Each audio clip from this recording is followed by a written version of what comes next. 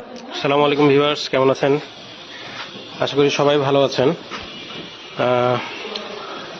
যে ছাগলটা বাচ্চাটা দেখতে পাচ্ছেন বের হচ্ছে, এই ছাগলটা গতকালকে রাত থেকে প্রচুর ঝিম মেরে আছে। হ্যাঁ, তো আমার মা মনে করেছে যে ছাগলটা গ্যাস হয়ে গেছে। আমার মন বলছে যে অন্য কোনো সমস্যা। তো এখন ছাগলটা জ্বর মেপে দেখবো যে ছাগলটার জ্বর কেমন আছে। রাত থেকে খাওয়া দাওয়া খুব কম। এই যে থার্মোমিটারও এনেছি, এই থার্মোমিটারের মাধ্যমে আমরা জ্বর মাপবো আর কি।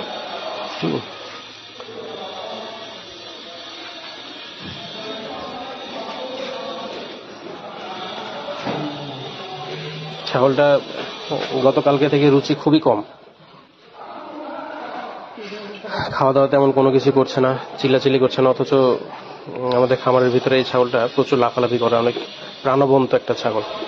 এর বয়স আনুমানিক কেবল 4 মাসের মতো হয়েছে, 4.5 মাস আর কি, 5 মাসও হয়নি। এই যে ভিউয়ার্স, বাচ্চাটার শরীরে জ্বর 106 ডিগ্রি। হ্যাঁ, এদের আমাদের যেমন জ্বর আসলে প্রচুর 103 ডিগ্রি জ্বর হয়, এটা আমাদের শরীরের তাপমাত্রা, কিন্তু 103 হচ্ছে ছাগলের জন্য নর্মাল তাপমাত্রা। তো এর হচ্ছে 106 আছে। এর জন্য আমরা একে ট্রিটমেন্ট এখন করতে হবে জ্বরের জন্য। তো জ্বরের জন্য প্রথমত একে কোনো ওষুধ দিব না, কারণ শরীর প্রচুর পরিমাণে কাহিল হয়ে আছে। তা আমি আমার অভিজ্ঞতা অনুযায়ী প্রথমত হচ্ছে সাপোজিটরি ইউজ করব, নাপা 500 সাপোজিটরি। এই যে এই সাপোজিটরিটা, হ্যাঁ, এটা এখন ছাগলকে দিব।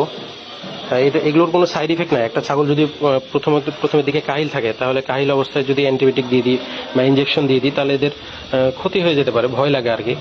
তাই জন্য আমরা প্রথমত এই সাপোজিটরিটা দিব, দিয়ে দেখবো যে কি অবস্থা, রেজাল্ট। দোয়া করবেন সবাই যাতে এই সাপোজিটরি দেওয়ার পরে এটার মাধ্যমে যাতে আমার ছাগলটার জ্বর কমে যায়, সুস্থ হয়ে যায়। হ্যাঁ, কোনো প্রকার যাতে ওষুধ দেওয়া না লাগে। এটা হচ্ছে প্রাথমিক ধাপ, বা আল্লাহ ভরসা। তো পরবর্তী ভিডিওতে আপনাদেরকে আপডেট দিব ছাগলটা সুস্থ হয় কি হয় না, বা কোন ট্রিটমেন্টে সুস্থ হয়েছে এটাতে আপডেট দিব অবশ্যই।